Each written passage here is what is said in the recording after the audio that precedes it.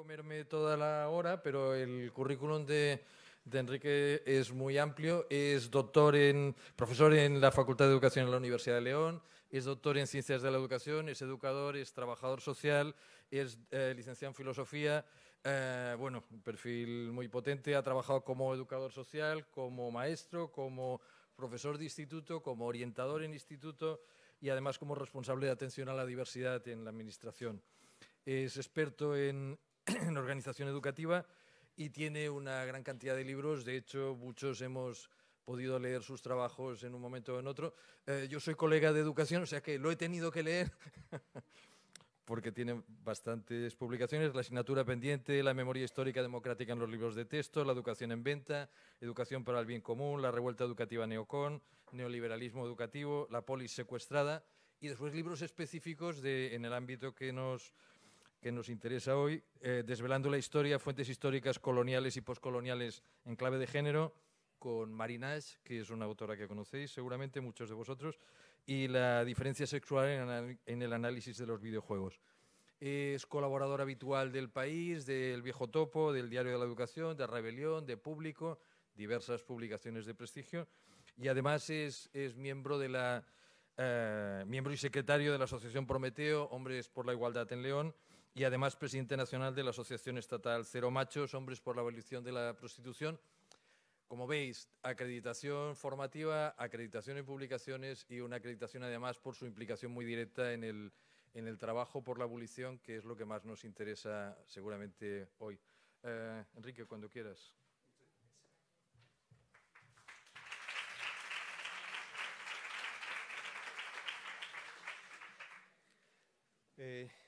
Gracias a todos y todas por haberme invitado. A médicas del mundo, también hay algún médico, creo que dentro de las médicas del mundo.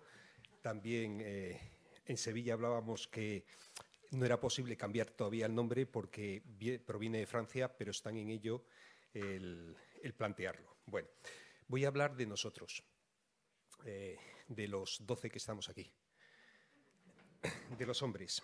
Ya muchas de las cosas que voy a plantear las ha dicho Kaisa, pero las quiero remarcar, ¿vale? Empiezo con 5 aclaraciones previas. La primera es que justamente creo que debemos empezar a cambiar el foco de cómo abordar la prostitución y cambiar el foco de las víctimas a empezar a centrarnos en los protagonistas de esta forma de violencia de género extrema, los hombres. Porque si hay algo claro es que la prostitución se mantiene y se sostiene con nuestro comportamiento. Es decir, no existiría si no existiese demanda masculina. Primera aclaración que creo que es un punto de partida esencial. Segunda, cuando hablamos de prostitución no estamos hablando de sexo. No es una práctica sexual, ni es sexualidad. Y fíjense las palabras que utilizo porque el lenguaje es performativo, es decir, construye nuestra forma de entender el mundo. Considero que solo desde el punto de vista de los hombres prostituidores podríamos decir, en todo caso, que tiene que ver no con la sexualidad, sino con su genitalidad. Una visión que creo que es profundamente patriarcal de la concepción del sexo en todo caso. La sexualidad no es genitalidad. Esta visión solo la tenemos los hombres que compramos sexo, porque para las mujeres que están en situación de prostitución es solo un medio para obtener dinero. No quieren ese sexo. Lo que quieren es dinero y por lo tanto no tiene que ver nada con su sexualidad. Esto lo aclaró antes Kaisa muy bien y por eso vuelvo a redundar en ello. Tercera aclaración previa. Esto se lo he robado a Amnistía Internacional. La imagen está, ¿vale? tienen los derechos de autor y autora, por lo tanto, con todo mi respeto. Pero le he añadido ahí un elemento, que es la prostitución. En la provincia de León, Amnistía Internacional es abolicionista. A nivel general, parece que no lo comparten. Bueno, y traigo esta imagen muy genérica que se ha extendido mucho por las redes, que todo el mundo tendemos a conocer, que es el iceberg de las formas de violencia de género, para hablar de que, o decir y afirmar que la prostitución es sin duda una forma de violencia de género. Todas las investigaciones nos dicen siempre que soportarla equivale a lo que en otros contextos sería definido como acoso, abuso sexual, etcétera, etcétera. Y antes Kaisa también lo mencionaba. Y de hecho, las mujeres que están en situación de prostitución acaban sufriendo los mismos traumas que los veteranos de guerra y las víctimas de tortura. Amelia Tiganus, con la que compartimos, yo creo que todos y todas aquí, todo el planteamiento y el desarrollo que hace, es una de las supervivientes de la prostitución, lo refleja extraordinariamente bien porque además lo vivió y lo sufrió. Cuarto, aclaración previa. Y tiene que ver con lo que preguntaba nuestra compañera antes y que ahora Macron lo quiere implantar en Francia, los asistentes sexuales. Y que el colectivo de diversidad funcional aquí en España ya ha denunciado porque dice es de un paternalismo extremo. Pero ¿quién son para decidir sobre nuestra propia sexualidad y hacerlo desde esta forma y de esta manera? Esta aclaración tiene que ver con los hombres, porque cuando se habla de asistente sexual pasa como con la prostitución. Mayoritariamente son hombres. Y cuando se habla de hombres que están en prostitución, mayoritariamente son para otros hombres. Los esquemas siguen siendo los mismos. Pues bien, esta cuarta aclaración tiene que ver con afirmar que los hombres no tenemos una necesidad sexual biológica insoslayable, como el comer o el beber. Si no comemos, nos morimos. Si no bebemos, nos morimos. Pero si no follamos, no nos morimos, de verdad.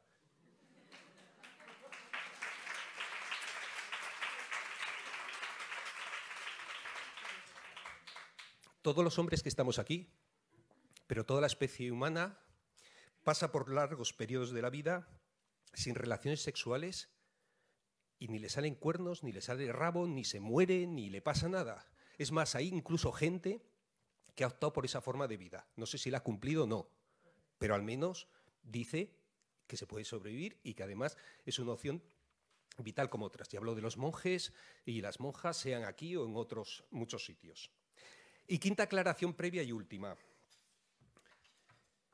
No es el oficio más antiguo del mundo. Es la explotación, la esclavitud y la violencia de género más antigua que los hombres hemos inventado para someter y mantener a las mujeres a nuestra disposición sexual. Y empiezo entonces. Voy a plantear una serie de cuestiones, pero ya que Kaisa lo mencionó únicamente, pero quiero introducir al final algo en lo que es especialista Lluís, que es la pornografía. La pornografía como pedagogía de la prostitución. Como pedagogía de la prostitución, como plantea Rosa Cobo. Bueno, primera cuestión que planteo. Las causas de la prostitución. Voy a pasar muy rápidamente sobre ellas porque yo creo que todo el mundo las conoce. Primera, claramente, la feminización de la pobreza y además porque afecta mucho más a las mujeres. Segundo, el tráfico de personas. Y repito, y recordemos, no habría tráfico si no hubiera demanda. Y tercero, la demanda de los países ricos. En España, un 39% de varones ha participado al menos una vez en su vida en esta forma de violencia de género. Un 39% de varones. Estamos hablando de casi la mitad. De los 12, al menos 6. De los que estamos aquí, cuando decimos esto, generalmente trabajamos mucho, lo que preguntaba antes, trabajamos mucho en el tema de sensibilización y de formación a gente joven. Yo voy mucho a los institutos, trabajo mucho en zonas rurales y siempre que decimos esto, de los 12 que estamos aquí, 6 al menos hemos consumido prostitución. ¿Sabéis cuál es la reacción mayoritaria entre gente de 15, 16, 17 años? Reírse. Una cierta complicidad se establece. Si yo dijera que la mitad de aquí somos maltratadores, en cualquier instituto, la gente no se reiría. Porque socialmente está claro. Con este tema, para nada. Es más, se generan miraditas, se genera cierta complicidad y es terrible porque eso significa, y lo veréis, que una de las razones por las que los hombres acudimos a la prostitución es por la socialización. No está socialmente conectada. Pues bien, si algo tengo que decir de este punto es que casi la mitad de los varones de este país hemos sido alguna vez cómplices de este opresivo sistema.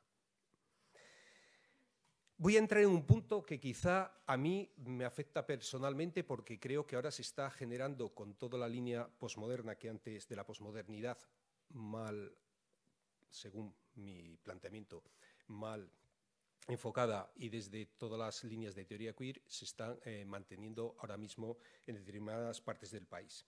Y es el tema de la prostitución como libre elección. Es lo de la neoideología de libre consentimiento. Un modelo de neomachismo, que Kais antes lo mencionaba también, diciendo es que ahora es la forma de justificación pero posmoderna. Y es lo último que hemos leído en los últimos libros a través de Judith Butler y sus epígonos, y entonces, como es lo moderno, es lo que defendemos ahora. Bien, sobre esto planteo el tema de la libre elección, porque la libre elección es el eje básico del neoliberalismo, y en este caso del neoliberalismo patriarcal. Lo que citaba antes Luis, casi todos los libros y textos que yo estoy trabajando e investigando en educación tiene que ver con esta libre elección también. Y cómo alienta la pedagogía del egoísmo, además, en vez de la solidaridad. Fundamentalmente, el neoliberalismo patriarcal utiliza dos elementos para justificar la prostitución como una profesión libre, como una profesión de libre elección.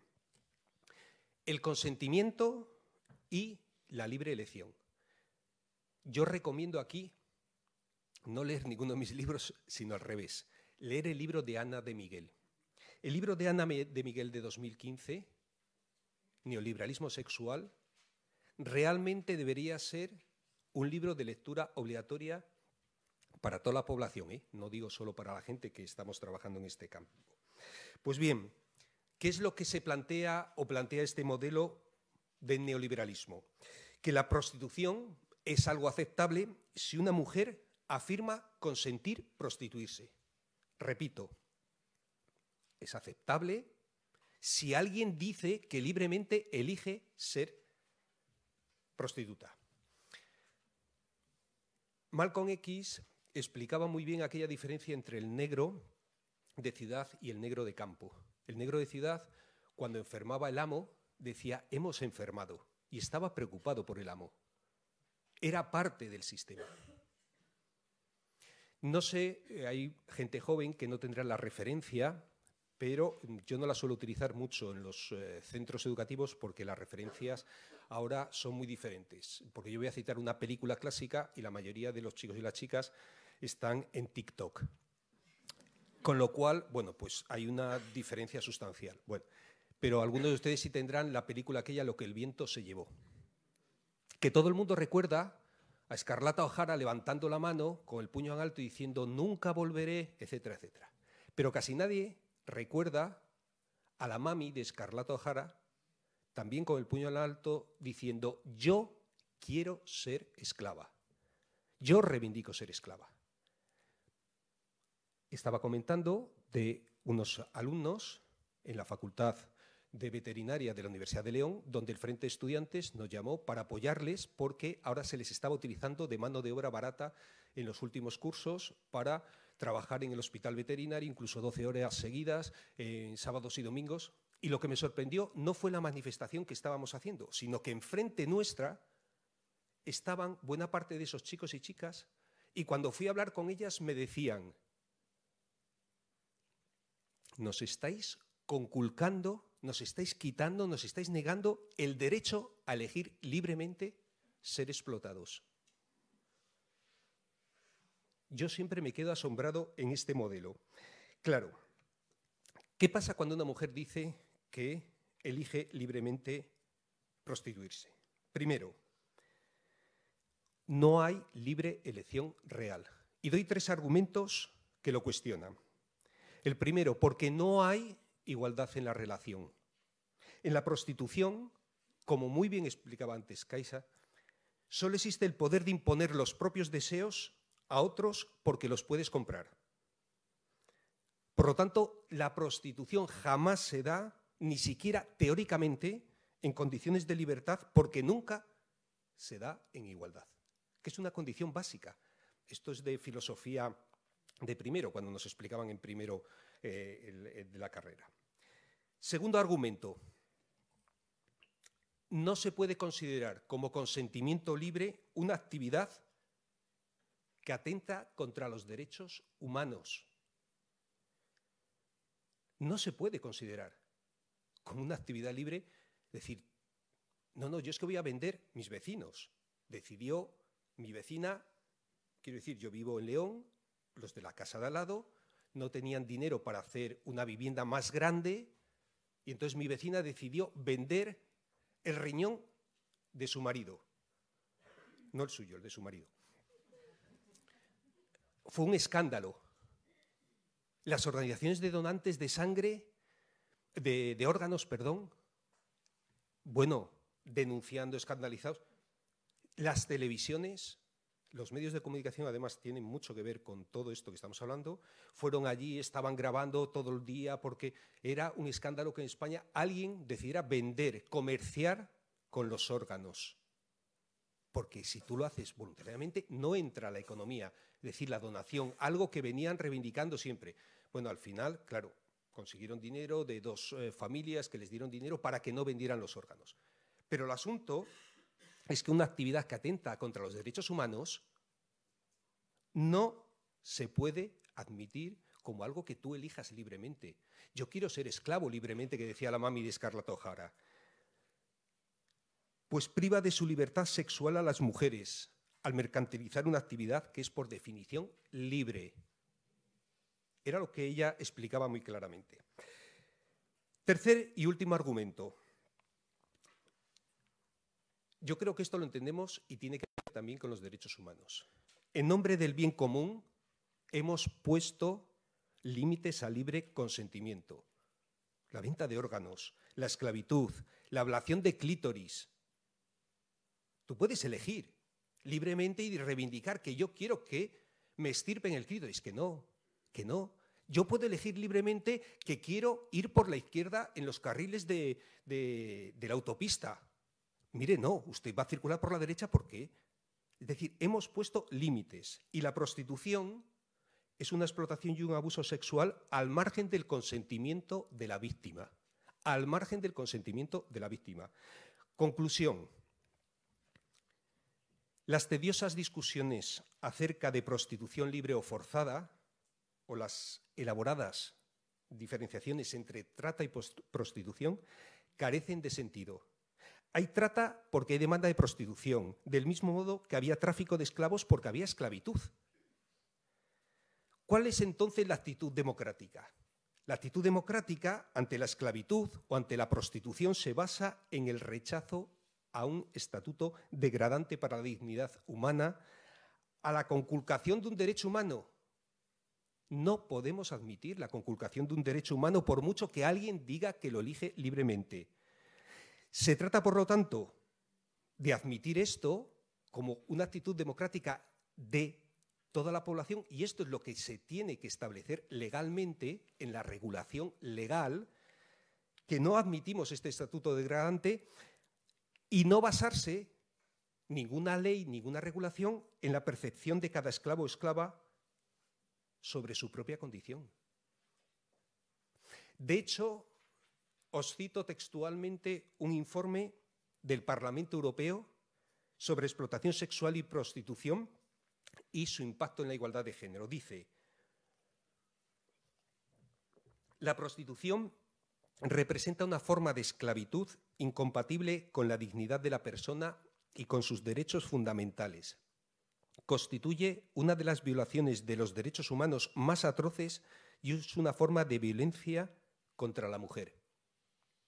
Tiene un efecto en la posición social de las mujeres y los hombres en la sociedad, así como en la percepción de las relaciones entre mujeres y hombres y en la sexualidad, y por lo tanto es al mismo tiempo causa y consecuencia de la desigualdad de género, y explica que toda política relativa a la prostitución repercute en la consecución de la igualdad de género, afecta a la comprensión de las cuestiones de género y transmite mensajes y normas a la sociedad. Y esto es en lo que voy a entrar ahora porque me parece muy importante, que no afecta solo cuando nos dice, bueno, pero es que la voz de las prostitutas, anda que no hay prostitutas que defienden la abolición de la prostitución claramente. Anda que no hay prostitutas, pero es que afecta a toda la población humana y especialmente a las mujeres, no solo a las prostitutas. Por lo tanto, todo el mundo tenemos y debemos tener posición ante ello. Este es el libro que os decía que merece la pena leer y estudiar, porque es uno de los elementos que más claramente explican todo este nuevo fenómeno que está sucediendo ahora con ese modelo de libre consentimiento, ¿vale? Y, bueno, también leer a Amelia Valcárcel, que es una de las filósofas que más han trabajado también este tema y más claro tiene. Esta es la conclusión que quería dejar aquí bien clara, ¿vale? Que la prostitución jamás se da, ni siquiera teóricamente, en condiciones de libertad, que nunca podrá ser objeto de un contrato de compra-venta entre personas iguales en derechos y libertades. Partiendo de ahí, ¿cómo se va a regular? Como una profesión, y una profesión para las mujeres y las niñas, fundamentalmente, porque a los mineros de mi zona, de la comarca minera, nadie se va a atrever a decirles, no, mira, este es un nuevo nicho laboral, dedícate a puto y métete, después de haber quedado en el paro porque te han echado de todas las comarcas mineras, eso, y si no te quitamos el paro, como está pasando en Alemania, a las mujeres. Esto sí se le puede decir a las mujeres, pero no a los mineros de la zona del Bierzo o a los pescadores después de todo el rearme de los astilleros o a todos los que están quedando en el paro. Está pensado fundamentalmente esa defensa del derecho como derecho al trabajo sexual, fundamentalmente para las mujeres y las niñas. Bien, esta era la frase final y el informe del Parlamento Europeo. Elementos que quiero aquí traer a colación. Siguientes, consecuencias. ¿Qué consecuencias tendría para todos y todas convertirla en una libre elección de una profesión? Claro, porque esto, cuando decimos que se va a convertir en una profesión y se va a regular como tal, dices, bueno, pues tendrá que haber una formación profesional, un ciclo formativo, una carrera, un sistema de evaluación, un sistema de profesorado experto en el tema. Claro, no es sin más. Y esto se les planteaba a algunos colectivos que lo plantearon así, ¿eh? La primera pregunta que nos hacemos es, porque venimos del mundo de la educación. Sobre todo, en la educación nos preguntamos cómo podremos educar para la igualdad en una sociedad donde las chicas sabrán que su futuro laboral puede ser prostitutas y sus compañeros de pupitre sabrán que pueden usarlas si tienen dinero suficiente para acceder a sus cuerpos. ¿Cómo puedo educar en igualdad? ¿No lo queréis contar a la gente de educación? A veces cuando estamos debatiendo con el colectivo Taira, como yo digo, a mí me resulta imposible. Pero me parece una consecuencia todavía más tremenda la segunda que voy a decir. Si la integramos en la economía de mercado, estamos diciendo que es una alternativa aceptable para las mujeres. Y por lo tanto, si es una alternativa aceptable, no es necesario ni remover las causas ni las condiciones sociales que la posibilitan. De esta forma lo que estamos haciendo, ¿qué es? Reforzar la normalización de la prostitución como una opción para las pobres. En esto siempre es como los cuentos de Agatha Christie. Si tú quieres saber quién es el culpable, busca quién se beneficia del crimen. ¿A quién beneficia la regulación de la prostitución? Fundamentalmente a los proxenetas, que pasan a ser empresarios del sexo, dándoles un baño de respetabilidad y cotizando en bolsa, que es lo que quieren hacer, como efectivamente en Australia. Es más, si cogemos las regulaciones que establece el Fondo Monetario Internacional, obliga a abrir, siempre que hay un préstamo, FMI, siempre abrir dos espacios, ocio y juego. El ocio es prostitución y el juego, ya sabemos todos y todas lo que es, porque lo vivimos con Codere y todos los anuncios publicitarios continuos que están invadiendo nuestro espacio público y privado casi. Esto era el Eurovegas de la anterior presidenta o de las dos anteriores presidentas de la Comunidad de Madrid. Esto era el Eurovegas.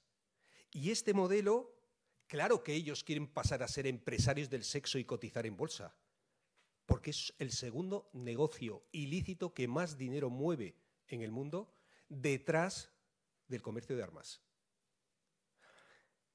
Segundo, ¿a quién beneficia? A la red de trata de blancas que se convierten en corporaciones empresariales. Y tercero, a los prostituidores, a los mal llamados clientes, porque eso les colocaría en una situación claramente de normalidad y de aceptación social. Y entonces entramos aquí en cómo intervenir. Cómo intervenir, y yo lo voy a plantear en la demanda, es decir, el papel de los hombres. Vuelvo a repetir. Si no existiera demanda, no habría oferta. Por desgracia, está la ley del mercado. Ya no es que planifiquemos y digamos a qué necesidad responde, está de acuerdo con los derechos humanos. Ya desde la propia lógica del mercado decimos simplemente, si no existiera demanda, no habría oferta. Somos los hombres, por lo tanto, los que mantenemos y perpetuamos, como decía al principio, esta violencia de género con nuestra demanda. Pero ojo, no solo con nuestra demanda, sino con otros dos términos que voy a utilizar, con nuestra complicidad y con nuestro silencio, socializando a las nuevas generaciones en ello. No solo con nuestro silencio cómplice, sino también con nuestra socialización a las nuevas generaciones en ello. Y no solo con la pornografía, sino con todas estas manadas que no se ven, no se utilizan, de gente adulta que introduce a sus, no solo vástagos, sino cercanos conocidos en todo este mundo. Pero curiosamente, casi siempre los prostituidores estamos invisibilizados. De hecho, en el discurso y en las investigaciones apenas aparecen. Es más, a los propios prostituidores les cuesta representarse y aceptarse como tales, asumir esa condición. Por eso creo que uno de los primeros pasos fundamentales es cambiar el foco de intervención. Este no es un tema o un problema de las mujeres. Aquí no tendría que haber tantas mujeres, tendría que haber tantísimos hombres. Eso es como cuando trabajamos con la igualdad, que parece que es un tema de las mujeres. La pregunta que nos tenemos que hacer es ¿qué pasa con nosotros? ¿Qué pasa con nosotros que no estamos abarrotando este salón? Ayer había una pancarta en el 8M que ponía: no es que no estén aquí, están en los prostíbulos. Este es el problema. ¿Qué pasa con nosotros? Digo que este no es un problema de las mujeres, sino un problema de los hombres que afecta y sufren las mujeres porque se sostiene en nuestro comportamiento. Por lo tanto, cuando nos preguntamos qué pasa con nosotros, solo hay dos posibles opciones. O somos parte del problema o somos parte de la solución. Aquí no hay neutralidad posible. Si no estamos aquí, si no estamos combatiendo esto, está claramente que estamos siendo cómplices y perpetuando el sistema. Por eso, el lema del grupo de Hombres por la Igualdad en el que estoy es justamente este: Nuestro silencio nos hace cómplices. Por lo tanto, ¿qué debemos hacer? Lo primero, cambiar el lenguaje para desinvisibilizar. Tenemos que empezar a hablar de prostituidores o puteros, no seguir invisibilizándolos con el término de clientes. Segundo, los hombres tenemos que empezar a mirarnos. Decía que en España el 39% de varones ha sido al menos una vez cómplice de este opresivo sistema, casi la mitad. Sin embargo, curiosamente, aceptamos implícitamente que buena parte de los hombres con los que convivimos diariamente, nuestros hermanos, nuestros padres, nuestros hijos, nuestros sobrinos, dependiendo de la edad, porque ya se empieza muy temprano, sean prostituidores, es decir, estén violando a mujeres por dinero, de forma reiterada. Es más, en todo caso, yo no sé cuántas veces los hombres hemos cortado en el bar un chiste, una insinuación, la complicidad respecto a esta forma de violencia de género. Casi siempre, es más, nos reímos, ponemos caras de circunstancias o pasamos a otro tema. Chascarrillos que minimizan lo que hemos normalizado.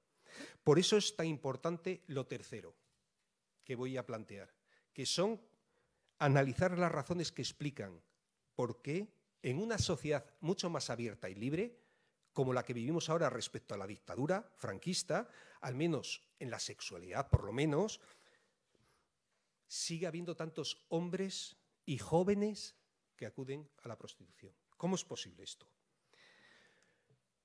¿Por qué los hombres acuden a la prostitución? Va a abordarlo también Paloma, porque vamos a tratar de incidir en esto, pero yo solo lo voy a plantear de una forma muy genérica. La mayoría de los estudios e investigaciones que se han hecho sobre este tema, en profundidad, llegan a tres conclusiones fundamentales. La primera es que un número creciente de hombres, de varones, busca a las prostitutas más para dominar que para gozar sexualmente. Tiene que ver con el poder.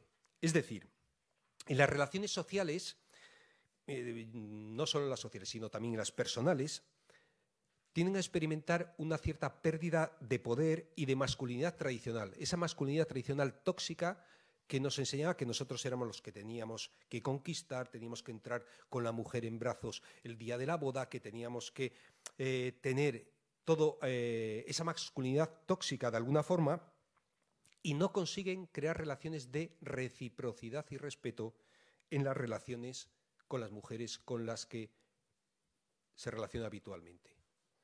Lo que buscan en realidad, ¿qué es? Realmente lo que buscan es una experiencia de dominio y control sobre mujeres cada vez, además, más jóvenes. ¡Ay, papi, tú eres el más grande! Esa fase casi de egocentrismo, de estar centrados en nosotros, de la etapa infantil que diría Freud, sigue estando permanente. Y necesitamos, justamente cuando las mujeres se empoderan y nos dicen, no, pero tú también me tienes que seducir, tienes también que contemplar mis necesidades. Dice, quita. Pagando de rodillas me la mamas. Frase literal de muchos de los puteros que hemos entrevistado. Pagando de rodillas me la mamas. Parece como si una parte importante de la humanidad, los hombres en este caso, que no llegamos ni siquiera al 50%, los hombres especialmente que acuden a la prostitución, tuviéramos un problema serio con la sexualidad, no siendo capaces de establecer una relación de igualdad con las mujeres, que es el 52% de la especie humana, o con otros hombres en la sexualidad, y que creen que la otra persona tiene que estar a su servicio. Es decir, como si cada vez que vosotras conseguís mayores cotas de igualdad y de derechos, estos hombres no fueran capaces de encajar una relación de equidad y recurrieran cada vez con mayor frecuencia, curiosamente, a relaciones comerciales por las que pagando se consigue ser el centro de atención exclusiva. Eso que os decía yo. Ay, papi, tú eres el más grande. Es decir, como si regresáramos a esa etapa infantil de egocentrismo intenso y a una relación además que no conlleva necesariamente ninguna carga de responsabilidad, de cuidado, de atención, de respeto, de equivalencia, y que rápidamente termina. Una segunda conclusión, relevante sobre todo de los estudios nacionales en España, en concreto, es que es uno de los países donde el consumo de prostitución está menos desprestigiado. Menos desprestigiado. Las encuestas lo que indican es que en torno al 27%, casi el 30%, 1 de cada 3 de los españoles acude de forma habitual. Si antes dábamos datos de haber acudido esporádicamente o haber acudido alguna vez, de forma habitual a la prostitución, sin que se le reproche socialmente. Sin que se le reproche socialmente. De hecho, parece que hay un consentimiento social ya no tácito, sino explícito, en mantener estrategias y formas constantes que alivian la responsabilidad de aquellos que inician, sostienen y refuerzan esta práctica. Y la tercera y última conclusión es que este consentimiento social influye en el proceso de socialización de los chicos jóvenes en el uso de la sexualidad prostitucional, y más con el modelo de pornografía que ahora se ha extendido sobre todo en las redes. Claro, si a esto añadimos además la regulación de la prostitución como una profesión, lo que estaríamos es generando unas expectativas de socialización donde los niños, lo que os decía antes, aprenden que la prostitución, las niñas, que puede ser un nicho laboral, para ellas y los niños, que sus compañeras pueden ser compradas. Esto rompe decenios de lucha por la igualdad desde el feminismo. ¿Qué hacer y cómo intervenir? Voy a proponer en concreto y hacer 12 propuestas muy rápidas, muy pergeñadas para acabar. Pero antes no quería dejar de hablar un segundo de la pornografía. El vídeo más visto en España ha recibido 49 millones de visitas. Se titula Jugando con mi hermana y sus amigos. Un hombre observando a 3 chicas que dicen que no. Y eso parece que produce excitación. Hacer lo que les apetezca, incluso ellas diciendo que no. De hecho, los más vistos representan violaciones.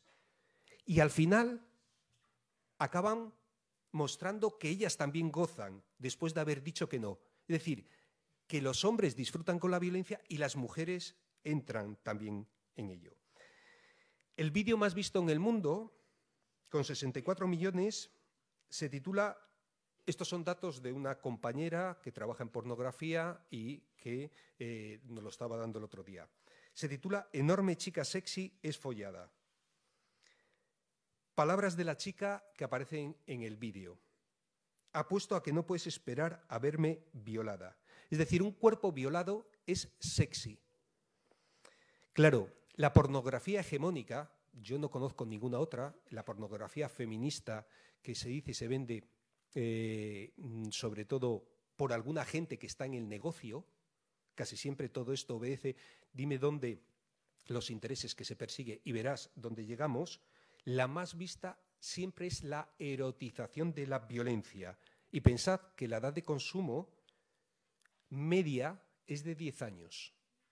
Se empieza habitualmente ya a los 8, pero la edad media mayoritaria de 8 años. Y esto se está construyendo y está construyendo el modelo de sexualidad, entre comillas, genitalidad realmente, sobre todo masculina, del deseo, el placer a través del porno patriarcal.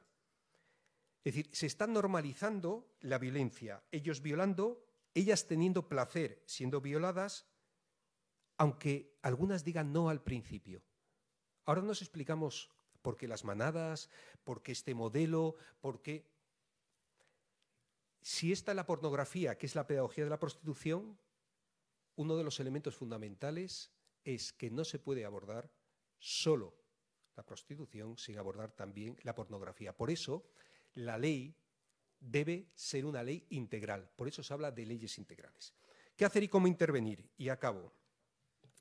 12 propuestas rápidas. Primera, ya os lo he dicho, cambiar el foco y empezar a educar a los hombres para que aprendamos a resolver nuestros problemas de socialización, para que aprendamos a vivir sin ejercer violencia de género. No se trata de decir a la mujer que no tengan miedo, sino a los hombres que no ejerzamos violencia y provoquemos miedo. Es decir, campañas muy erróneas que siempre se dirigen muchas veces a las mujeres, y lo que necesitamos es dirigirnos a los varones también y decir, no es que llames si eres violada, es que tú no tienes que violar. Segundo, superar el modelo neoliberal del libre consentimiento. La esclavitud y la violación reiterada, como es la prostitución, no puede ser una elección, porque no es una opción para una vida digna, no es una opción por una vida digna y por lo tanto es incompatible con la libertad y con la igualdad. Por mucho que a algunas les paguen por decir que ser puta es maravilloso. Tercero, superar por lo tanto ese modelo regulacionista que plantea la prostitución como un trabajo sexual. Es decir, no podemos actuar en connivencia con el prostituidor reglamentando la prostitución como profesión, garantizándoles además a las mejores condiciones de las mujeres, no de ellos. Tú no puedes elegir y ellos pueden venir con cualquier cosa y cualquier infección. Es garantizar las condiciones de ellas para que ellos hagan y facilitarles el acceso, con concentración de mujeres para su elección, locales regulados con buenas condiciones higiénico-sanitarias y con productos controlados y sanos. Es decir, parece que son productos como un supermercado, que tienen que estar controlados, etiquetados y sanos para ellos. Cuarto, algo de cajón, aplicar la normativa vigente. Desde León a Valladolid, cuando voy en el tren, todo el mundo sabemos en todos los pueblos dónde está el puticlub. Lo saben los jueces, lo saben los policías, lo saben los del pueblo, lo sabemos los de la ciudad, lo sabe todo el mundo. Aplicar la normativa vigente, que se empiece a aplicar las leyes que ya hay, que se persiga a los proxenetas, a los clubes, que todo el mundo conoce. Quinta, impulsar la red de municipios libres de trata. Hay más de 120 municipios de todo el Estado, de todas las comunidades autónomas, que ya han aprobado mociones, es decir, todos los grupos municipales se han puesto de acuerdo y han aprobado mociones y han destinado financiación para aplicar medidas abolicionistas en su normativa y en el desarrollo de actuaciones en su municipio. Y también proveen fondos para servicios sociales integrales dirigidos a mujeres que abandonen la prostitución. Y exigen al Gobierno una ley integral abolicionista. Sexta, denunciar medios de comunicación. Esto es una parte que hacen estos municipios, por ejemplo. Es decir, que anuncian, entre comillas, servicios sexuales y retirar la publicidad institucional de esos medios de comunicación, que son ahora ya no lo que se decía el cuarto poder, sino el primer poder actualmente que está conformando el imaginario colectivo. Séptimo, diseñar campañas periódicas para sensibilizar a toda la población que la prostitución es una forma de violencia de género y de explotación sexual. Campañas que visibilicen a los clientes. Y visibilizar a los clientes es también romper el modelo ese de protección de datos. Si tú estás cometiendo una violación, no hay protección de datos que valga. Está el derecho humano por encima de la protección de datos, buscando además deslegitimar públicamente desde anuncios en buses, publicidad influyente, etcétera, etcétera. Octavo, rechazar un Estado proxeneta, como el que montó Montoro, que estableció que iba a introducir la prostitución en el Producto Interior Bruto, y así lo hizo, para no presentar cuentas de déficit en Europa. Y ahora mismo somos un Estado proxeneta. no podemos incluir la prostitución, es decir, una forma de violación contra los derechos humanos en el producto, en la cuantificación del Producto Interior Bruto. Y también cambiar las leyes para que no sigamos con que inmigrantes muertas de miedo tengan que señalar a sus torturadores para ser consideradas víctimas de trata y con tan escasa protección. Y también cuestionar el cambio que hizo también el Partido Socialista sobre la tercería locativa, que fue radicalmente la invasión de los clubs, de los puticlubs. Novena, erradicar la demanda. Si no hay demanda, decía, no hay prostitución. Y no me cansaré de repetirlo. Si no hay prostitución, no hay trata. Si no hay trata, no hay proxeneta. Si no hay demanda, ni prostitución, ni trata, ni proxeneta, viviremos un mundo mejor. Para construir una sociedad en igualdad, hemos de centrar las medidas en la erradicación de la demanda a través de dos estrategias fundamentales. Ya las dijo Caixa y simplemente las cito. La denuncia, persecución y penalización del prostituidor, del cliente y del proxeneta. En Suecia y Francia penalizan a los hombres con penas de cárcel de hasta 6 meses o multas también de hasta 1.500 euros, 3.750 euros si se reincide, y se destina una parte del presupuesto en programas de reinserción laboral, además de prohibir los servidores de Internet extranjeros que alojan páginas de contactos sexuales, por ejemplo, en Francia. Y segundo, deslegitimar social y públicamente a los prostituidores y clientes. Décima, y acabo ya rápidamente, tenemos que dar alternativas a las mujeres prostituidas. Tenemos que dotar económicamente. No se puede hacer medidas, leyes sin financiación. Dime dónde pones el dinero y te diré dónde pones el corazón. No me hagas declaraciones si no hay financiación. Y hemos sacado 60.000 millones para rescatar bancos. Sí, esos que generaron la crisis, esos que nos han saqueado y que nos siguen saqueando. Si se quiere, se puede. Por lo tanto, financiar, dotar económica y suficientemente, que también puede venir del embargo de los bienes de la industria del sexo, como de la droga, por supuesto. Pero necesitamos ofrecer alternativas laborales y sociales dignas y estables a las mujeres. No vale solo con acogerlas. Tenemos que dar alternativas estables y dignas a las mujeres. 11. Proposición de ley.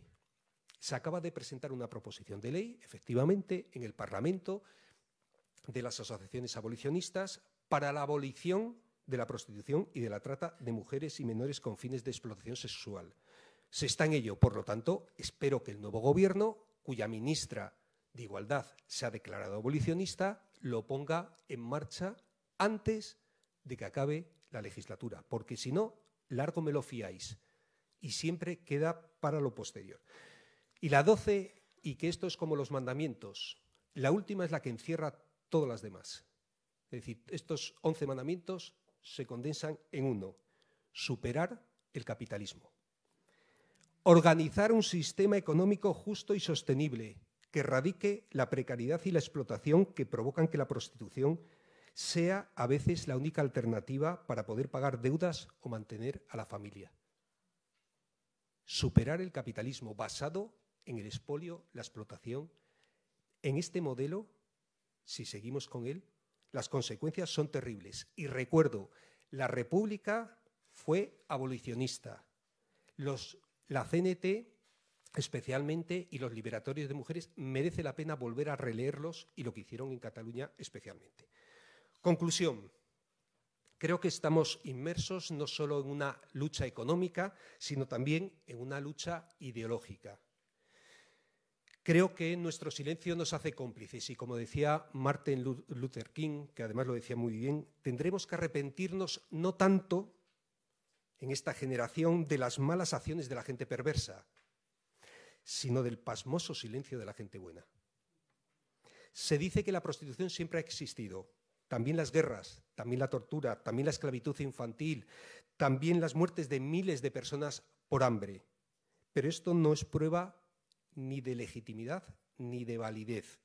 Tenemos el deber de imaginar un mundo sin prostitución, lo mismo que hemos aprendido a imaginar un mundo sin esclavitud, sin apartheid, sin violencia de género, sin infanticidio, sin mutilación de órganos genitales femeninos.